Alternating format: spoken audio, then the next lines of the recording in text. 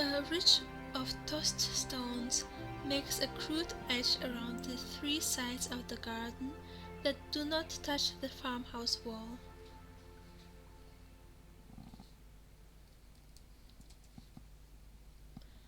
The wall seems to be made of grey, cracked boards, although you can barely see them for the profusion of rich green vines that are covering it, the only healthy-looking foliage in the entire garden. As you look more closely, you see they are Alsun beans, their tendrils curving around the boards and growing up into the thatch of the low roof. As you look closer at the wall, you see some barely recognizable letters carved into one of the boards. It reads, "Vivi was here." Either a top secret coded message from someone or a child's failed writing attempt. I guess it's supposed to mean Mimi was here.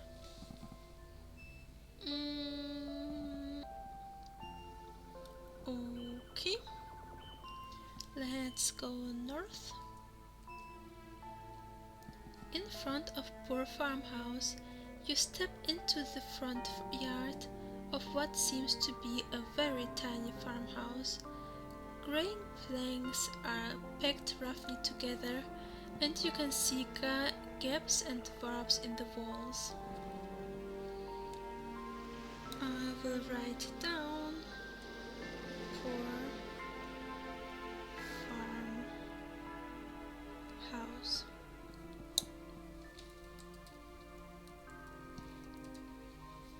A flat thatched roof angles downward over the two front windows, giving the building the air of a sullen lad with his hair in his eyes. Okay, let's go in.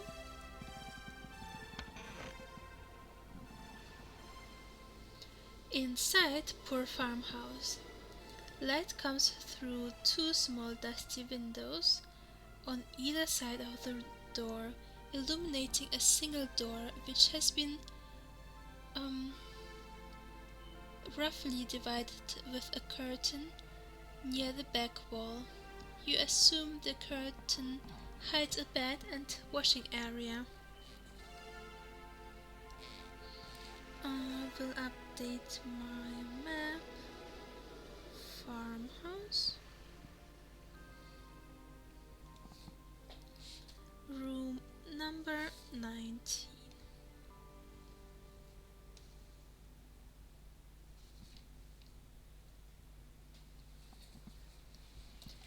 Let's look at the room.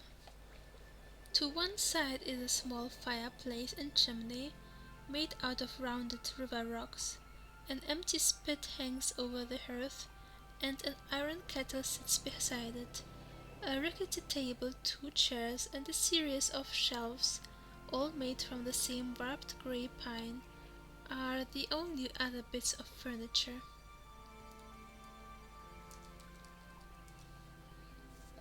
Look at Andolph.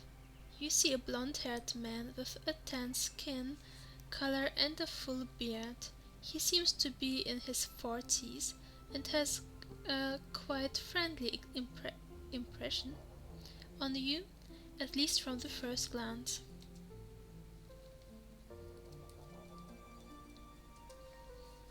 Look at Megran.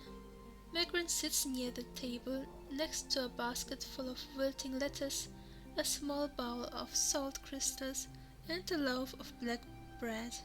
She cuts some bread and hands it to Andolph.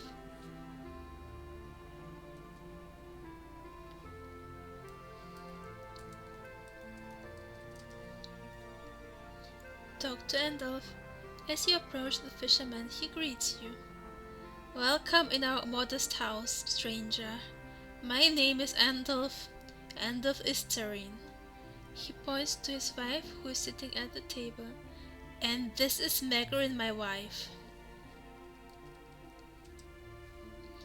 "Greetings to you, fisherman," Nice to meet you. Welcome to Nepris. What's your name? I'm End of Isterine. I'm sure I've told you already. What do you do for a living?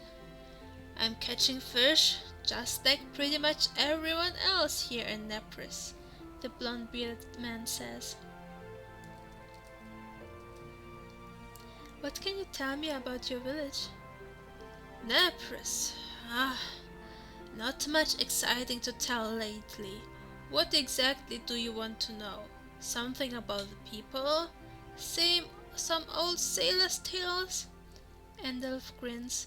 Oh, I sure could tell you some of those. Tell me something about the people here in Nepris, please. Well, what is there to say about us? We are all a big family somehow here in Nepris. Everyone shares the work when it comes to the daily catches. The sea is our life, and our life is the sea. It's as simple as that. Moisture Rock's Cove is rich on fishes, you have to know, and we're lucky that Bavaras holds her guiding hands over us. Life's not always easy, however. The summers are hot, and there are heavy thunderstorms occasionally, and the winter is cold and moist. But being a fisherman is a privilege granted by the goddess, and you'll seldom hear people complain. How about telling me some sailor stories? So you'd like to hear some sailor's tales, And Ando's face lightens up. Which tale would you like to hear? The story of the unfortunate Captain Tom Gare and his ghost ship, the one of the two brothers, or the one with the stranded Vinolf and the worm? A good story can be quite lengthy though, so be warned in advance. Let's hear Tom Gare and the ghost ship, you suggest. Andolf clears his throat.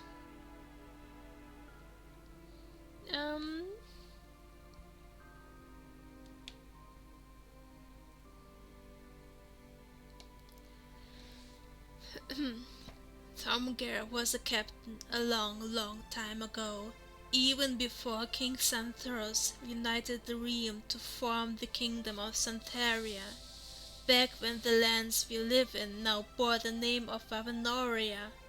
Tom Gare travelled often and far, from Marka to Strata, and even far to the south to the desert of Aerulian.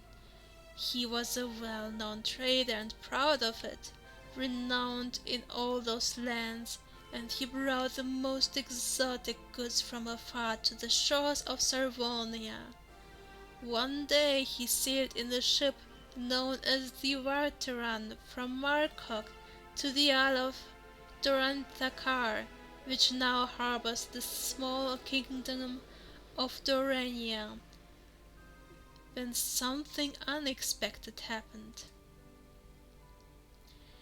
Another ship approached, which soon turned out to belong to ruthless pirates. Tom Gare's ship was only a small one, a Vandrak, not the big barrack he was used to commanding, and small was his crew and also the treasure. The pirates caught up and finally boarded the ship by force. Tom Gare's crew tried to fend the intruders off, but it was to no avail. The little treasure they transferred to the other ship, and seeing that the Vandrak was already severely damaged during the fight and in danger of sinking, the pirates offered to take the whole crew as prisoners aboard their vessel and to release them as soon as they reached land.